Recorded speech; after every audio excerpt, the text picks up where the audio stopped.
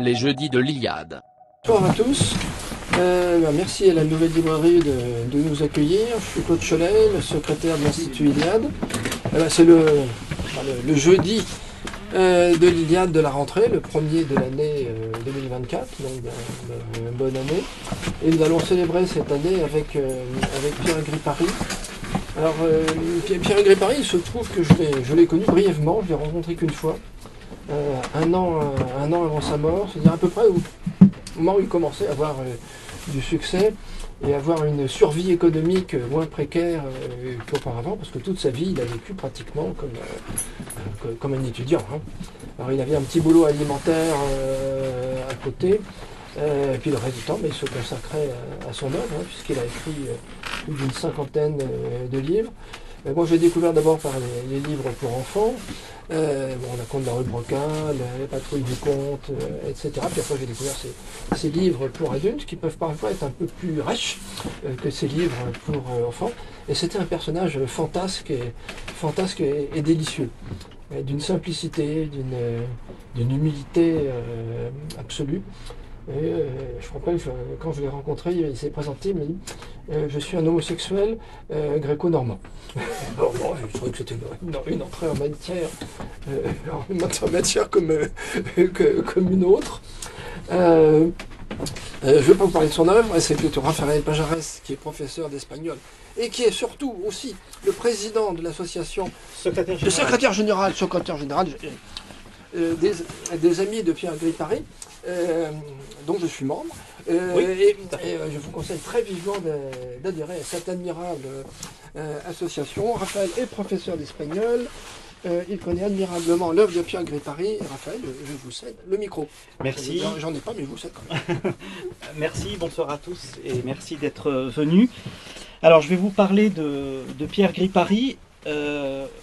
Et plus exactement de l'écrivain évidemment, et de l'écrivain pessimiste qu'il faut lire. Je vous expliquerai ce qu'il voulait dire par pessimiste joyeux, j'ai oublié l'adjectif joyeux, excusez-moi, et pourquoi est-ce qu'il faut lire Pierre Gripari.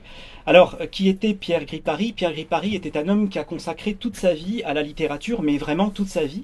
Il a commencé à écrire très tôt, il le dit lui-même dans l'émission de Radioscopie avec Jacques Chancel, qui a été enregistrée et diffusée le 30 avril 1978 sur France Inter. Il disait qu'il avait commencé à écrire à l'âge de 7 ans, suite à la lecture d'une nouvelle de Prosper Mérimée, qui était Matteo Falcone.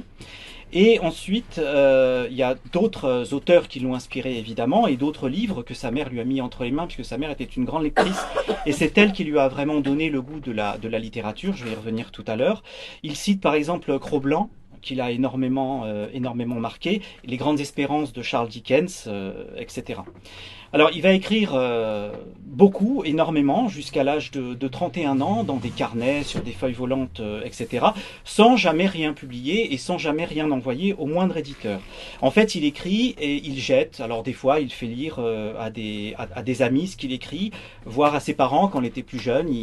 Il écrit des pièces de théâtre qu'il interprète lui-même, et puis ses parents, bon, bah, ça ne les intéresse pas.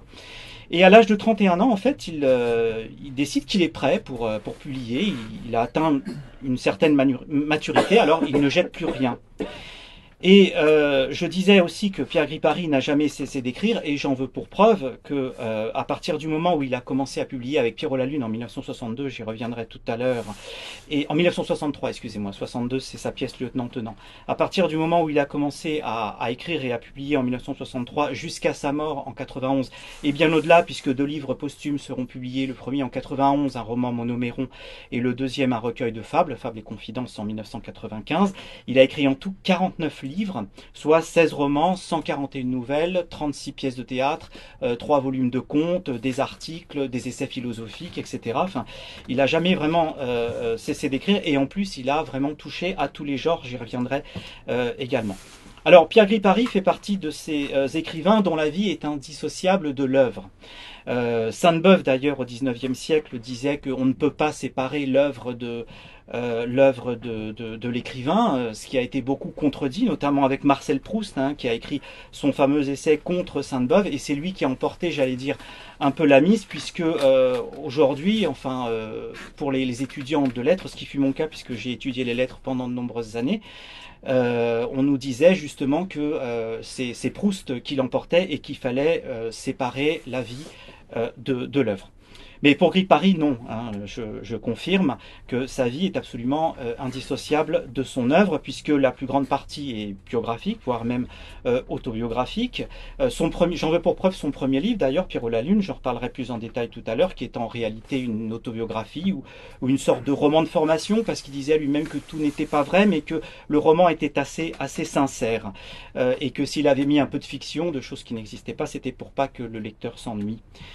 On retrouve en fait, quand on a lu Pierrot la Lune, on retrouve ensuite beaucoup d'autres éléments de sa vie hein, qui sont parsemés par-ci par-là, anamorphosés, fictionnalisés, je ne sais pas si ce terme existe, dans son œuvre de manière générale, et plus particulièrement dans son œuvre romanesque et dans ses nouvelles. Alors, Pierre Gripari reste avant tout un écrivain d'imagination, comme d'ailleurs Marcel Aimé, qu'il considérait comme autre grand écrivain, hein, Marcel Aimé, que Pierre Gripari considérait comme son modèle, il l'appelait d'ailleurs le patron. Pierre Gripari est un écrivain qui s'est aussi inspiré des mythes et des folklores européens, notamment dans ses contes pour enfants. On retrouve des sorcières, la sorcière qui est aussi en réalité, j'y reviendrai, l'image de sa propre mère, hein, ce sans aucune animosité, des dragons, des géants, des chevaliers, des histoires de princes et de princesses. Il puisait son inspiration aussi, donc comme je disais, dans sa vie et dans les folklores européens, mais aussi à travers ses lectures et son immense culture, puisque comme vous le savez, je sais qu'un certain nombre d'entre vous ont connu, voire même très bien connu ici Pierre Gripari, contrairement à moi qui ne l'ai pas connu. Vous m'avez tous dit que Pierre Gripari était un homme extrêmement brillant, certes, mais aussi extrêmement cultivé. Alors je le disais, Dickens l'a inspiré, mais pas seulement. Il y a aussi Afanassieff pour les contes. C'est d'ailleurs en lisant Afanassieff qu'il s'intéressera plus particulièrement aux contes, avec les contes de la rue Broca, etc. Dostoïevski, Apulé, qu'il cite beaucoup, hein, Apulé avec son âne, Homère et tant d'autres. La Bible également l'a beaucoup inspiré. Il aimait beaucoup la Bible et en particulier l'Ancien Testament pour son épopée. En fait, il considérait que c'était un livre, un véritable chef-d'œuvre, hein, extrêmement vivant, entraînant, inspirant, passionnant. Et d'ailleurs, la Bible, j'en parlais tout à l'heure ici avant de venir avec l'un d'entre vous, qui me posait cette question, est-ce que la Bible est réellement le livre qui n'a jamais quitté la bibliothèque de Pierre Gripari? Bien, la réponse est oui, puisque vous saviez que quand on offrait un livre à Pierre Gripari, ou quand il en achetait un, une fois qu'il l'avait lu, il l'avait dans la tête complètement, il n'avait plus besoin de le relire, et ce livre était offert ensuite à ses proches. Mais la Bible, effectivement, est un livre qui n'a jamais quitté sa bibliothèque, et ce jusqu'à sa mort. Alors il préférait, je le disais, l'Ancien Testament au Nouveau. Le Nouveau Testament, ce sont ses mots, hein, lui paraissait insipide, terne, et Jésus-Christ, il qualifiait Jésus-Christ comme un personnage plutôt falot. Ce sont ses mots. Alors, qui est Pierre Gripari en détail? Donc, je le disais, Pierre Gripari est un écrivain français, né le 7 janvier 1925 à Paris, d'un père grec de l'île de Mykonos. Son grand-père, d'ailleurs, donc le père de son père, avait été maire de l'île de Mykonos. Une rue, d'ailleurs, porte son nom. Alors, moi, je n'ai jamais mis les pieds à Mykonos, mais c'est ce qui m'a été rapporté. Sa mère était normande, installée à Paris très jeune, une femme plutôt moderne pour l'époque, assez indépendante. Elle était manucure. Très tôt, donc, la mère est décrite dans les œuvres, dans les premiers écrits plutôt de Pierre Gripari, comme je le disais tout à l'heure, et ce sans aucune animosité, comme une sorcière. Hein, c'est comme ça qu'il l'a qualifiée, mais une sorcière qui va en même temps lui transmettre, c'est assez paradoxal, mais le goût vraiment de la lecture. Quant à son père, il est décrit, alors ça je le cite parce que je l'ai retrouvé hier dans Pierrot la Lune en allant picorer quelques éléments. Hein. C'est un passage que j'avais oublié, alors je cite Pierre Gripari, il décrit son père comme un homme emmerdant, même profondément emmerdant. De cette union va naître un frère en 1931, qui s'appelait François Gripari, qui est décédé d'ailleurs très récemment, puisque l'association de Pierre Gripari est en contact avec sa veuve, qui nous fait le plaisir et l'honneur de nous parler régulièrement, sur les réseaux sociaux notamment. François Gripari, donc, qui était le frère de Pierre Gripari, est décédé en 2015 dans le sud de la France. Alors il est bien connu. Pourquoi je parle de lui en détail? Parce qu'il est bien connu des Gripariens. Comme vous le savez, il a écrit un roman, un très beau roman qui s'appelle La Syrie. Il l'a écrit entre 1951 et 1953, au sortir justement de son expérience comme ouvrier d'une scierie en Touraine. C'est un livre que Pierre Gripari va publier en 1975 à l'Âge d'Homme, donc son éditeur historique, de façon anonyme, en écrivant une préface sans jamais révéler le véritable auteur. Alors François Gripari va cependant, lui, avoir une vie bien différente de celle de son frère. Il ne va plus jamais publier de livres, plus jamais écrire d'ailleurs. Sa veuve me dira que ça l'a jamais vraiment intéressé plus que ça.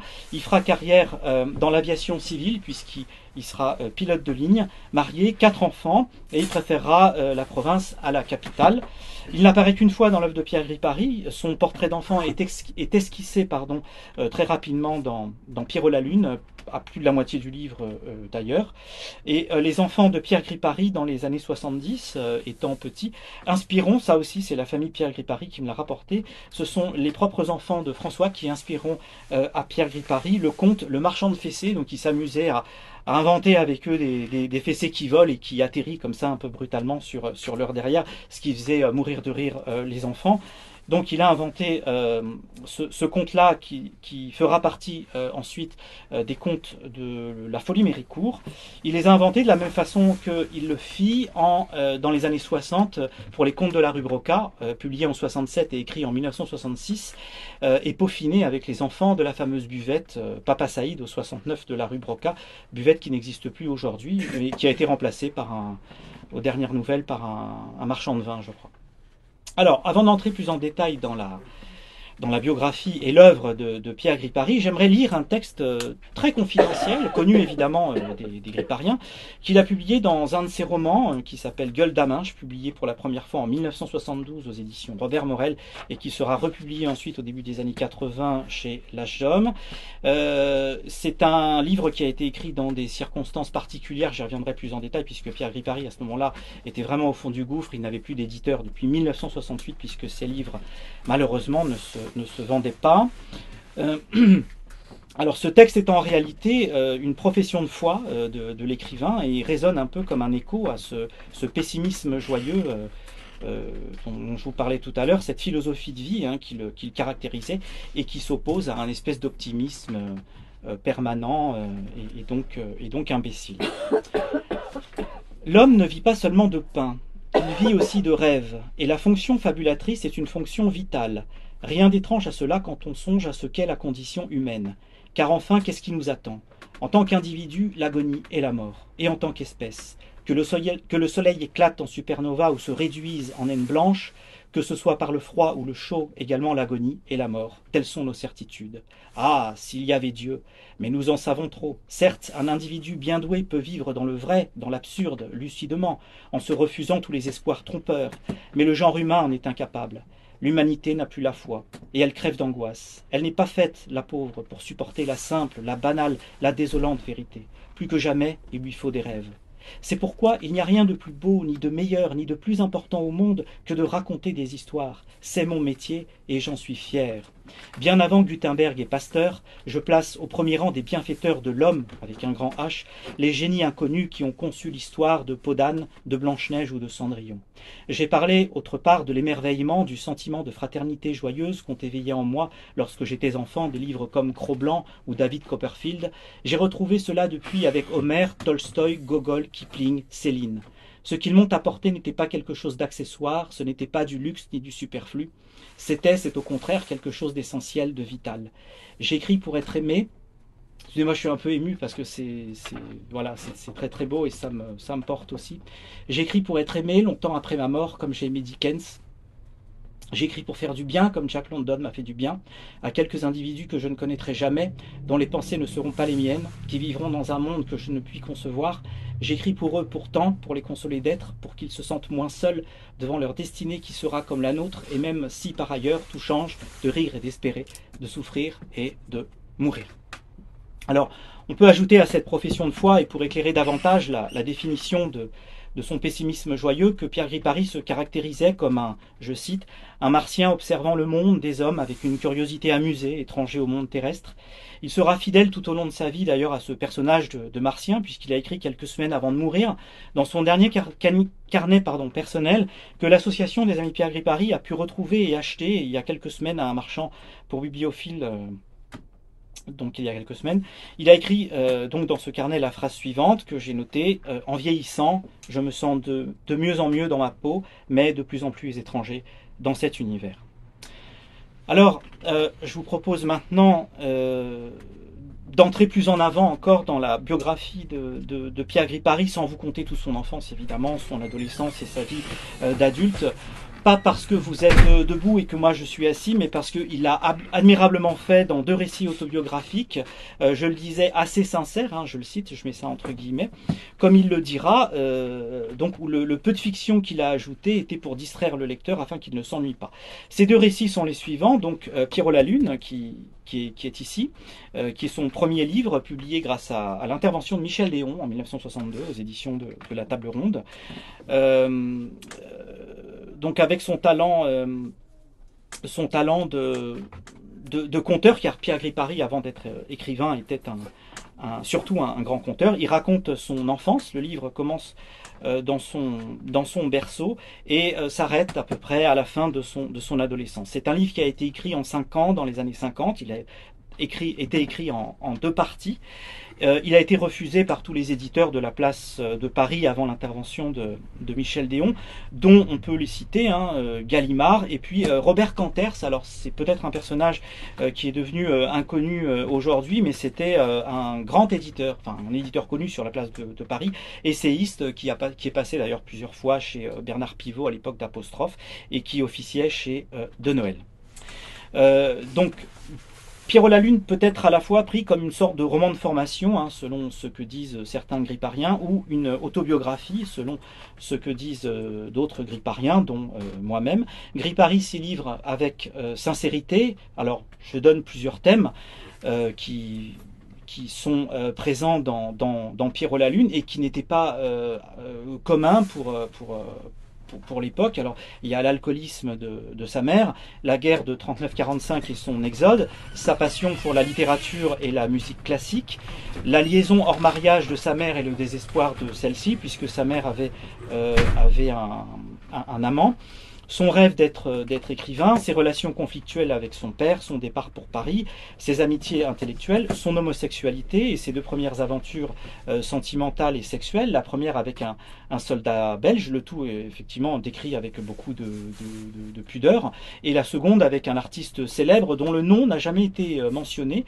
On peut révéler aujourd'hui son identité puisqu'il est mort, c'était Charles Trenet.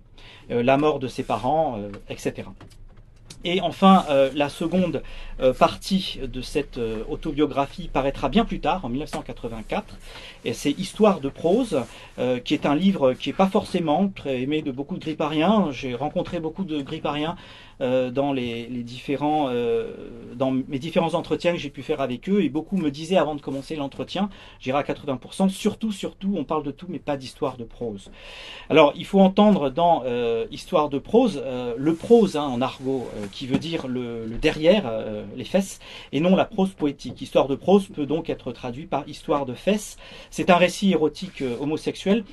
Je rejoins beaucoup de gripariens qui disent que ça n'est pas le meilleur livre de Pierre Gripari. On est tout à fait d'accord. Non pas parce que c'est un récit homosexuel, le thème en soi ne m'offusque pas, mais par certaines pratiques qu'il peut donner en détail. Voilà. Par contre, le livre a un grand intérêt, et cet intérêt se situe surtout dans les pages critiquant le petit milieu littéraire parisien que Gripari a conspué jusqu'à la fin de ses jours.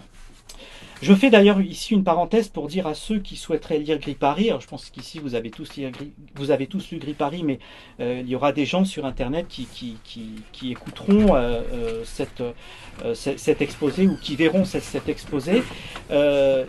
Pour ceux qui n'ont pas lu Pierre Gripari et qui ne sont pas encore rentrés dans l'œuvre, je recommanderais de le faire par Pierrot la Lune, qui est la meilleure porte d'entrée en fait pour pénétrer son œuvre immense, puisqu'une bonne partie des clés de celle-ci sont contenues dans Pierrot la Lune, par exemple donc certains des thèmes récurrents que j'ai évoqués tout à l'heure, et surtout ces thèmes s'enracinent dans cette œuvre pour aller ensuite s'anamorphoser et se disperser dans d'autres de ses livres. Alors les sorcières, hein, par exemple, que l'on trouvera plus tard dans ses contes, les sorcières y sont très présentes sous l'image de sa mère pour Pierrot la Lune, l'intérêt porté aux religions et à la Bible en particulier, son goût pour la philosophie et les idées, son pessimisme joyeux, évidemment.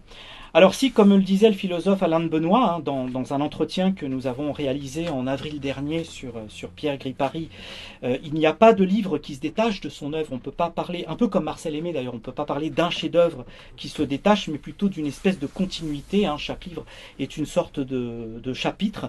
On peut quand même dire que certains livres reviennent souvent dans les conversations gripariennes, et on peut recommander les livres suivants. Alors ce sont aussi les livres que lui recommande en partie dans l'émission qu'il a enregistrée avec Jacques Chancel. Alors Phosphorenologue, hein, qui est un véritable...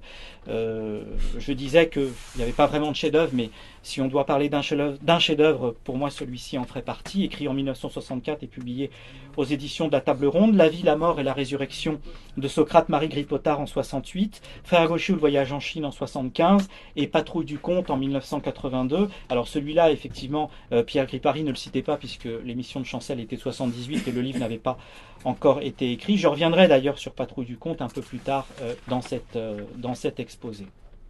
Alors, pour continuer sur la biographie de Pierre Gripari et avant de rentrer plus profondément dans son œuvre, voici quelques dates importantes, non exhaustives de la vie de Pierre Gripari.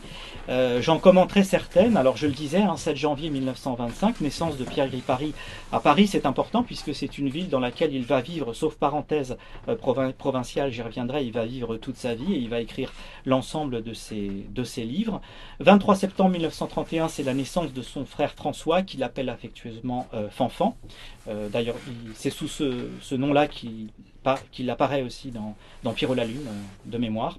En 1939, c'est le départ pour la Touraine, puisque sa mère avait un amant et elle a fait acheter à son père une maison en Touraine. Donc il part avec ses parents en Touraine et la guerre éclate et donc il reste coincé en province.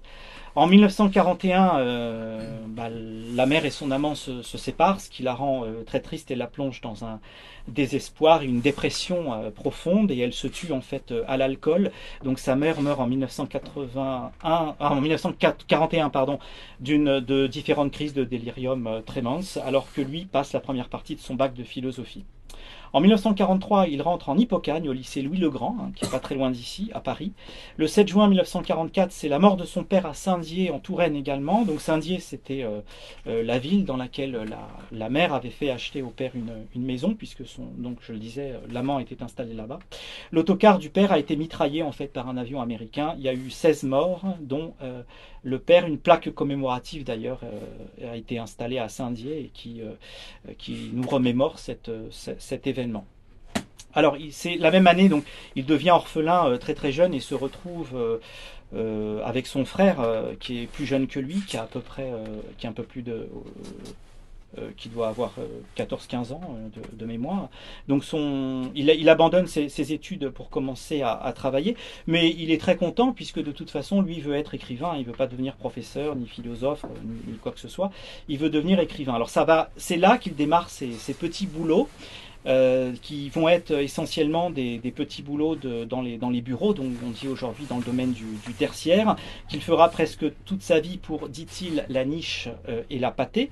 Il démissionne de ses emplois, donc, de son dernier emploi de bureau à mi-temps en 1979, lorsqu'enfin il peut vivre de ses droits d'auteur, et plus particulièrement de ses droits d'auteur pour les contes publiés chez Grasset Jeunesse, avec évidemment les contes de la rue Broca qui font encore sa notoriété aujourd'hui. Ces contes seront mis au programme d'ailleurs, c'est pour ça qu'il peut vivre aussi de sa plume, puisque ces contes seront mis au programme de l'éducation nationale, alors un peu plus tard en 1981 par Jack Lang, alors ministre de l'éducation nationale, et ça permettra aussi davantage d'accentuer sa renommée. Septembre 46 à septembre 49, il s'engage dans les troupes aéroportées à Bayonne, chez les militaires. Il en garde d'ailleurs un très très bon souvenir, hein, et il raconte toute cette période aussi, c'est très intéressant, dans le deuxième volume de son autobiographie, Histoire de prose.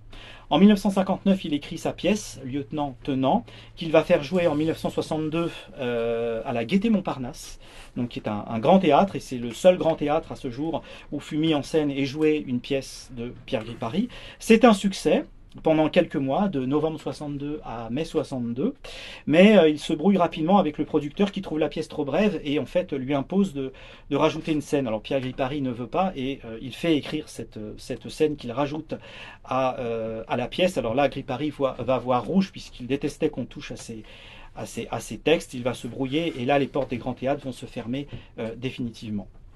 En 63, il publie donc Pierrot la Lune grâce à Michel Déon. Alors Michel Déon à l'époque n'était pas encore académicien, c'était un essayiste et un romancier qui publiait aux éditions de la Table Ronde, et en fait, en lisant une critique dans Le Figaro ou Paris Match, je ne sais plus, il est allé voir la pièce Lieutenant-tenant qu'il a beaucoup aimé. Il a demandé à rencontrer ce dramaturge inconnu, hein, qui se définissait dans le programme comme un écrivain non publié.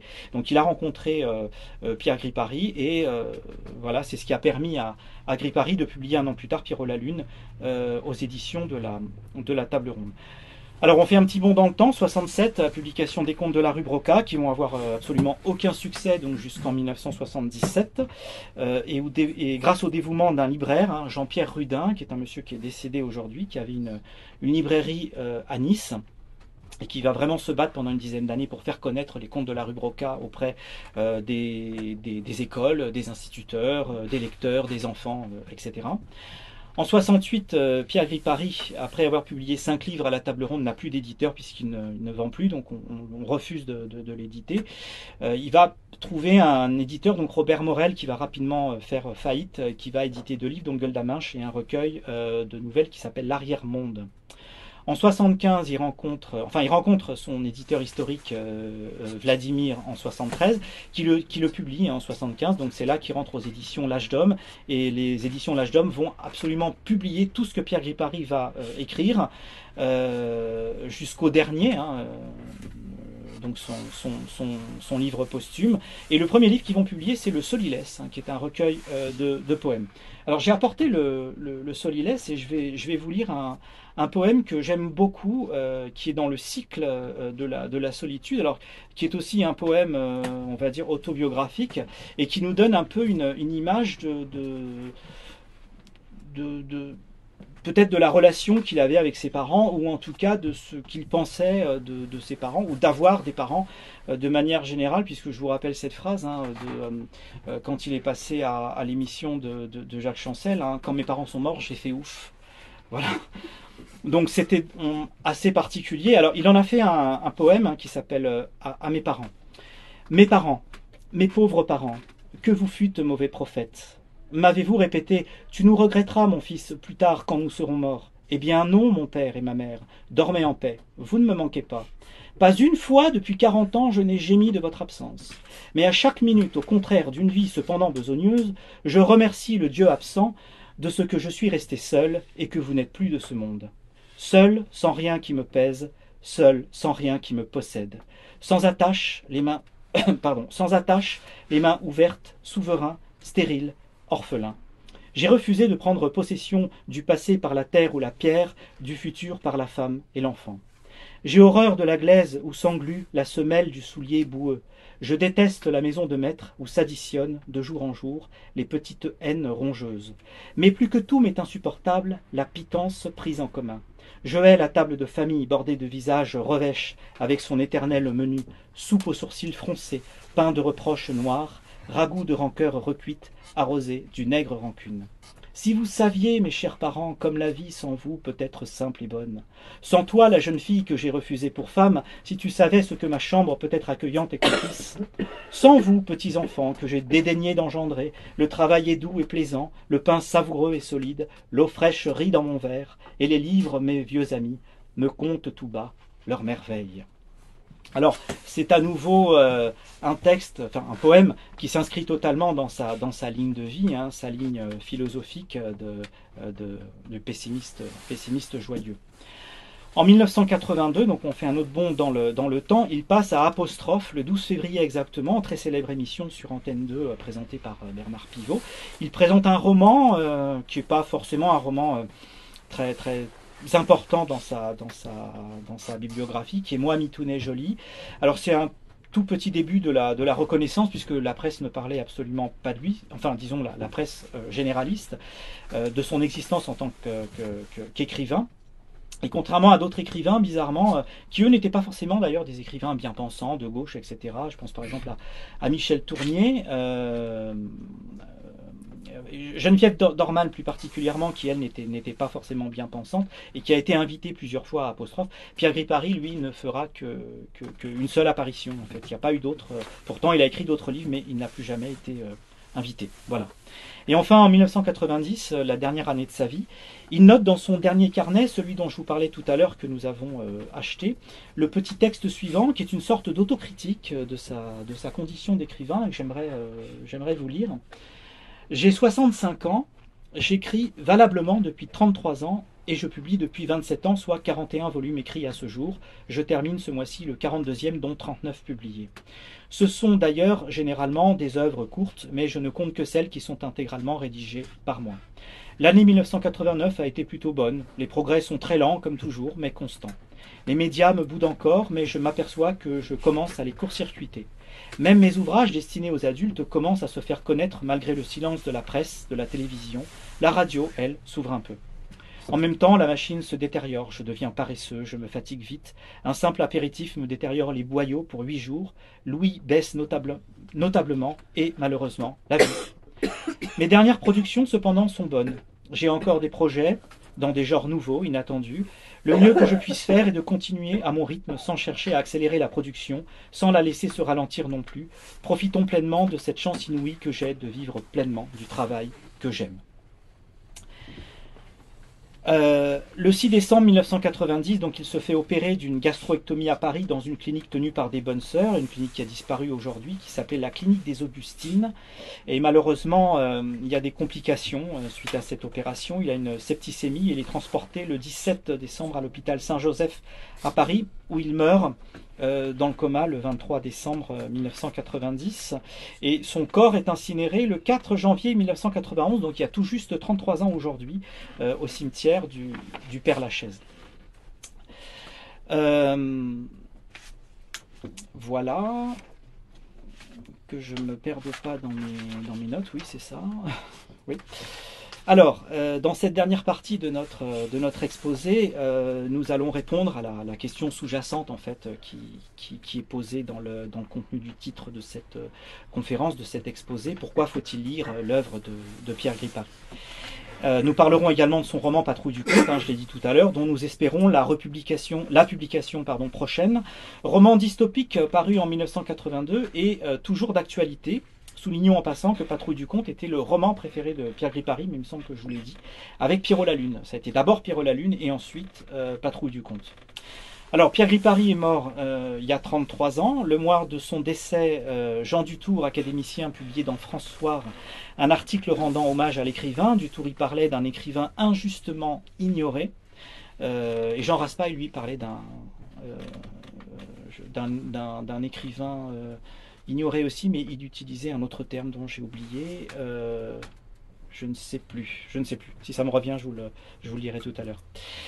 Un autre académicien, Maurice Druon, écrivait en 1988 lors de la remise du prix de la nouvelle de l'Académie française à Pierre Gripari pour ses contes cuistres, les mots suivants.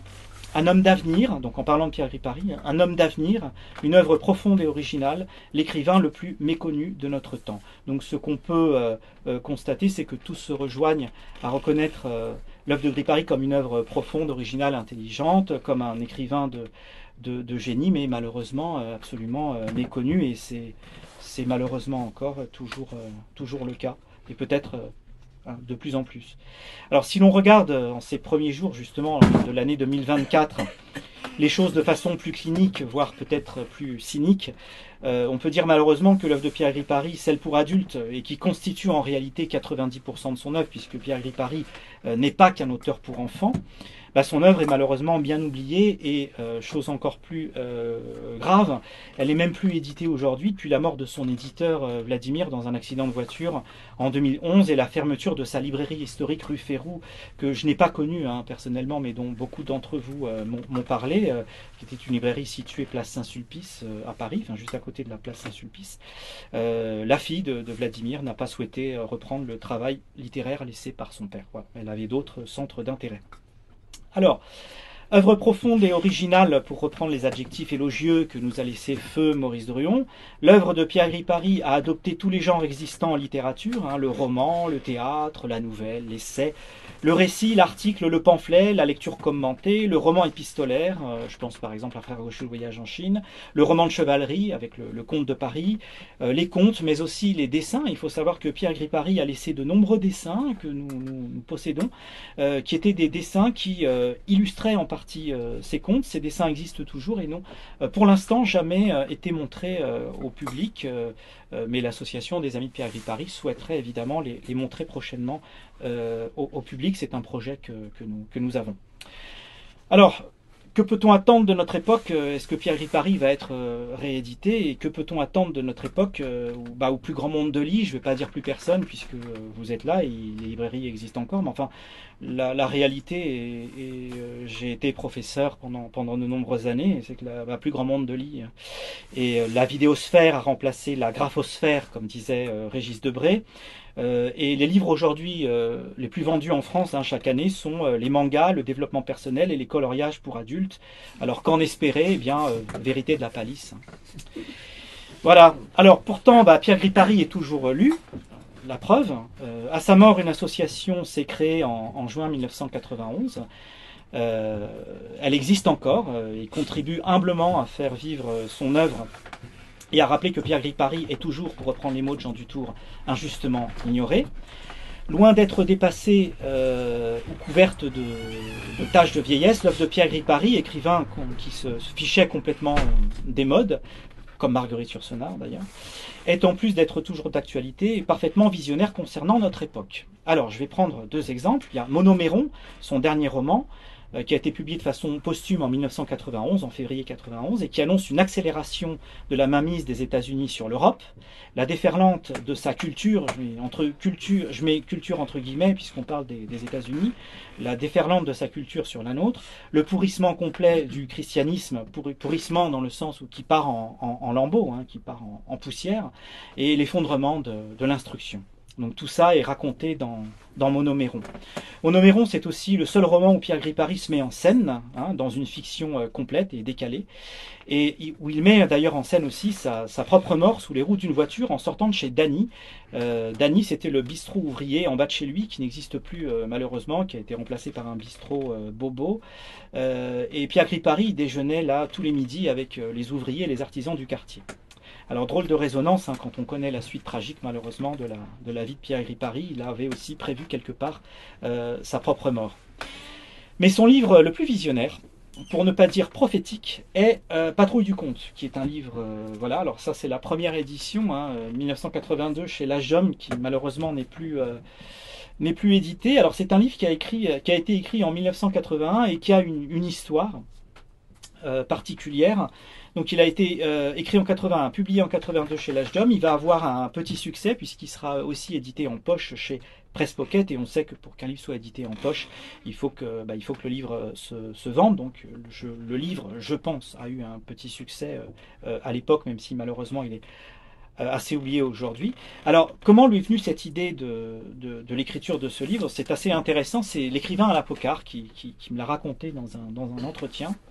L'idée de ce livre lui est venue 10 ans avant, 10 ans plus tôt, donc au début des années 70, lorsque un éditeur lui demanda de réécrire totalement un roman pour enfants que Pierre Gripari venait lui présenter, un roman qu'il a publié depuis, qui s'appelle Histoire du prince Pipeau.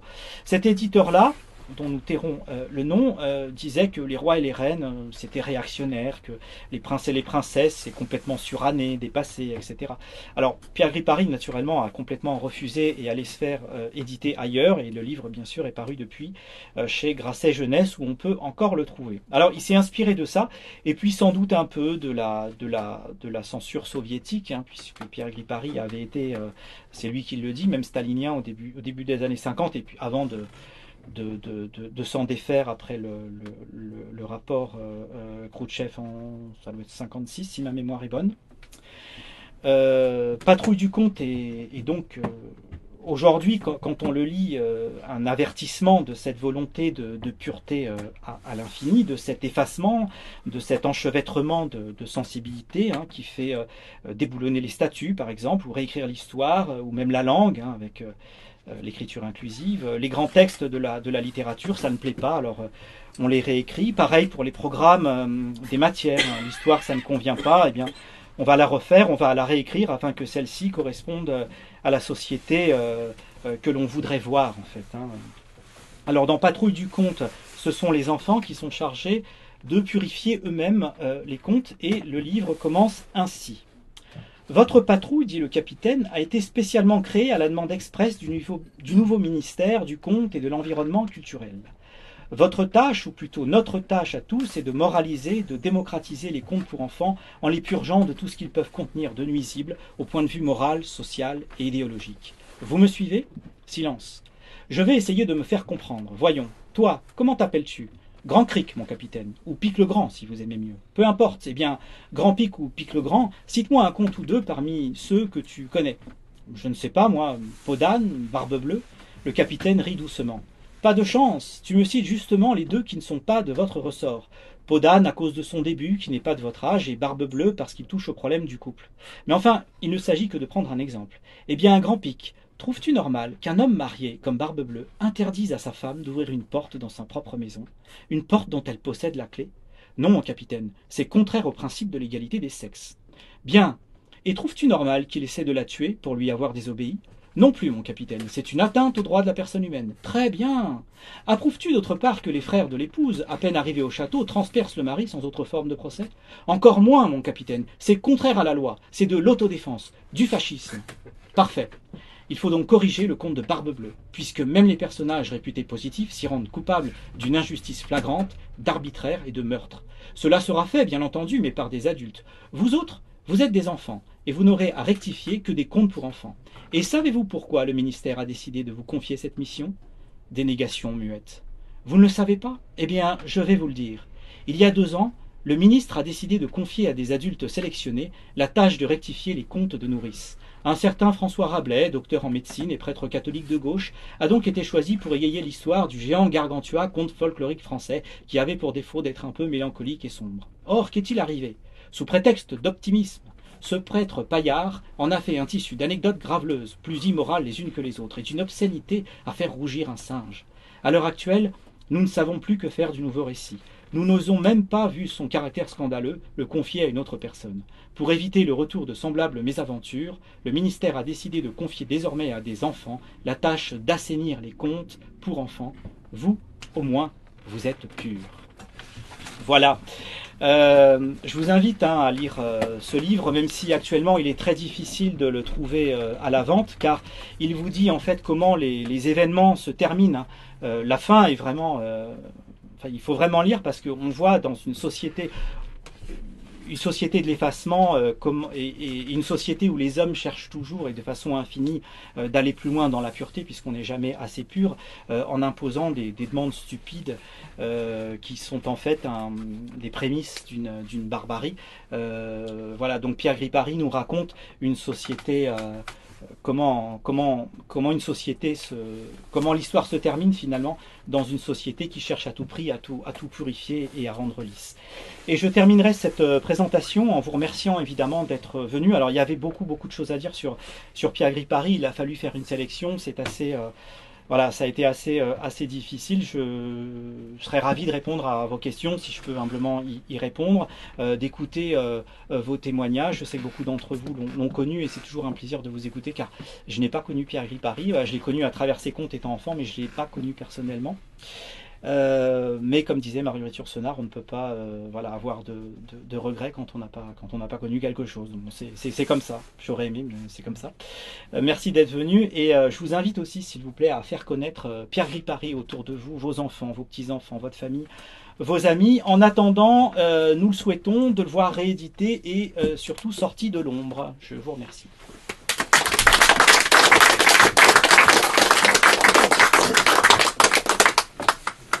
J'ai une question. Oui. Quels sont les ouvrages disponibles facilement? Alors, on peut trouver, pour répondre à votre question, toute sa littérature enfantine, évidemment, qui est toujours éditée chez Grasset Jeunesse et rééditée chaque année, voilà, et qui fait partie maintenant des classiques même de la littérature enfantine, et ça roule tout seul. Alors, les romans pour adultes, on peut trouver encore tout ce qu'il a édité chez la Table Ronde, puisque la Table Ronde existe encore, et édite Pierre Gripari, notamment Phosphorenologue, Pierrot la Lune, etc. Par contre, et là, c'est vraiment l'ensemble de son œuvre. Tout ce qui a édité chez l'Âge d'Homme, c'est terminé, puisque l'Âge d'Homme n'existe plus. Ça n'a pas été repris. Et voilà, donc on est toujours en attente d'une réédition prochaine. Nous l'espérons de Patrouille du Conte, mais par un autre éditeur. Mais en attendant, effectivement, son œuvre est toujours en attente. Sur le plan des droits, comment ça se passe d'ailleurs? Parce qu'en fait, il n'a pas de... Alors, il n'a pas eu d'enfant, et pour cause. Et il a, par contre, son frère a eu 4 enfants, donc il y en a 3 qui sont encore vivants et qui sont détenteurs des droits des droits d'auteur. Non, c'est pas perdu. Et d'ailleurs, ils sont plutôt assez ouverts à une réédition. C'est simplement que eux sont pas du tout là-dedans. En fait, ce sont des gens, bon, je vais pas parler de leur vie privée, mais qui ont des métiers complètement différents et une vie complètement différente, qui sont pas du tout dans la littérature ou la chose artistique, dirons-nous. Donc, qui sont peut-être assez pas forcément au courant de ce qui peut des démarches à faire ou des choses à faire. Je sais pas, j'essaie de me mettre un petit peu à leur place. Et Enfin, s'opposeraient à rien. Non, ils s'opposent à rien, mais en même temps, il n'y a pas de demande. Voilà, il y a très peu de demandes. Enfin, il y a des demandes de 2 éditeurs en particulier. Alors, comme ça ne s'est pas fait, je ne vais pas en parler davantage, qui sont des éditeurs respectables, qui sont des petits éditeurs, qui ne sont pas non plus des gros éditeurs, mais il n'y a pas de demande pour la famille. Donc, c'est en attente. C'est en purgatoire, voilà ce que disait Jean Raspail, que Pierre Gripari est un écrivain actuellement dans un purgatoire. Donc, l'œuvre est au purgatoire. L'association a quelques dizaines de livres de Pierre. Vous pouvez nous contacter, que nous rachetons autant que possible à des petits prix et que nous vendons à des petits prix. Donc, on a le Comte de Paris, Gripari Montempois. On les a quasiment tous. Oui, et voilà, donc on a quelques exemplaires voilà. pour les personnes intéressées. Qui sont disponibles à des petits prix. Voilà, avec des petits prix et les bénéfices vont à l'association évidemment des amis de Pierre Gripari. Si vous voyez du Gripari dans des vides-greniers ou chez des brocanteurs ou des bouquinistes, achetez-les, l'association vous les reprendra, parce qu'on essaie de créer une sorte de petite bibliothèque gripariste et griparienne. Et le but de l'association, évidemment, d'être un lieu de communication. Et est-ce que l'évangile du rien, moi que j'aime beaucoup, Oui, je voulais en parler ce soir. Alors, je voulais en parler ce soir parce que dans l'évangile du rien, il y a son autre profession de foi, qui est une profession de foi philosophique, évidemment, plus que religieuse, où il déclare qu'il accepte totalement la mort, qu'il accepte le néant, etc. Et en plus, il y a différents textes qui sont commentés, qui sont très intéressants, des textes de philosophie grecque, etc. Alors, pour répondre à votre question, malheureusement, ça fait partie des livres qui étaient édités à l'âge d'homme. L'évangile du rien, ça doit être 1980 ou 81 de mémoire, enfin tout début des années 80, et c'est un livre, c'est un très beau livre, mais malheureusement qui n'est toujours plus édité et qui mériterait d'ailleurs d'être réédité. Et ça a été très difficile de le trouver parce que quand j'ai lu l'intégrale de l'œuvre de Pierre Gripari il y a maintenant 3 ans, il a fallu que je le commande en Suisse, le livre, où je l'ai trouvé dans vraiment au fin fond de la Suisse, il n'y en avait plus de disponibles en France. Voilà. Oui.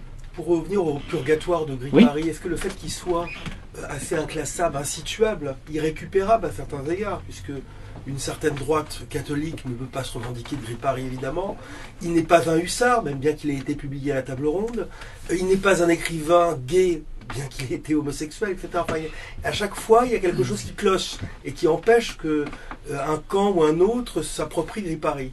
Même si après, il y a des choses, moi je trouve que c'est un grand écrivain héritier, on pourrait dire que Gris Paris fait la rencontre entre Marcel Aimé et Hoffmann en quelque sorte. Absolument. Enfin, Oui. mais ce caractère irrécupérable n'aide pas aussi à sa postérité. Oui, d'autant plus qu'il y a quand même un certain nombre on va dire, un peu comme dans la patrouille du comte, c'est-à-dire de gens qui le surveillent. Il ne faut pas oublier que Gris Paris a beaucoup été publié dans Défense de l'Occident, dans les écrits de Paris, et qui, comme disait, hein, le ciel et la terre passeront, mais le fascisme ne passera pas. Il a un côté sulfureux quand même. Oui, mais regardez, Rebatté est en bouquin maintenant, enfin, il n'y a pas ça pose pas de problème, Grigueux en pléniade. Il le revendique tout le long de son œuvre. Il le disait, mais ça transparaît dans tout ce qu'il écrit. Il ne veut surtout pas... il disait toujours, je ne veux pas écrire pour un public. J'écris, si je rencontre mon public, je suis très content, mais je ne veux pas écrire pour plaire à certains publics. Il y a une chose aussi, c'est qu'il a trahi le communisme. Il a été communiste pendant les années d'après-guerre, et puis à un moment donné, dans le milieu du théâtre, ça a été radical. Il n'a jamais été joué à cause de l'anecdote que raconte Raphaël Le lieutenant-tenant, la Gaîté Montparnasse.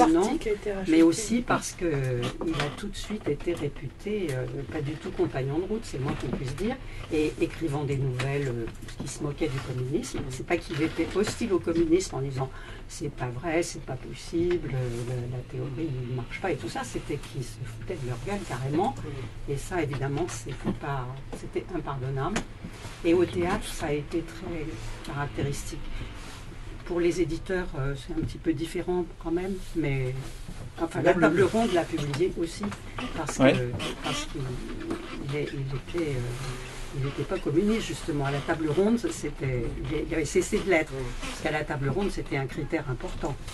Il était trop arabe au moment où la table ronde publiait Les gens de l'OS. Oui, et Menahem Begin.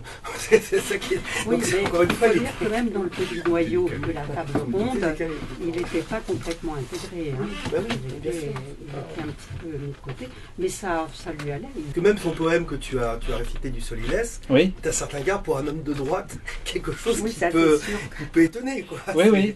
Et je pense que Pierre Gris Paris avait une telle liberté. Je pense, en même temps, moi je le répète, je ne l'ai pas connu, je ne l'ai jamais rencontré, j'ai jamais discuté avec lui, mais qui avait peut-être une telle liberté de penser, il est très difficile de ranger Gris Paris dans une case. Mais en même temps, ce qui est très paradoxal, c'est que même moi, qui n'appartiens à aucun milieu, ni de droite, ni de gauche, ni de quoi que ce soit, on me dit toujours attention, attention. Parce que ça peut... alors on peut te coller une étiquette, on te met... Alors c'est très étrange, quoi. C'est-à-dire qu'il est à la fois inclassable, mais en même temps, il y a toujours ce côté attention. Voilà. C'est... Et puis en même temps, revendiquant quand même son amour de la civilisation européenne, qui revient Oui, bien sûr. à plusieurs reprises. Oui, absolument. Il est enraciné quand même dans cette civilisation particulièrement. Donc. Raphaël, merci. C'est moi qui vous remercie de m'avoir invité. C'est toujours un plaisir de...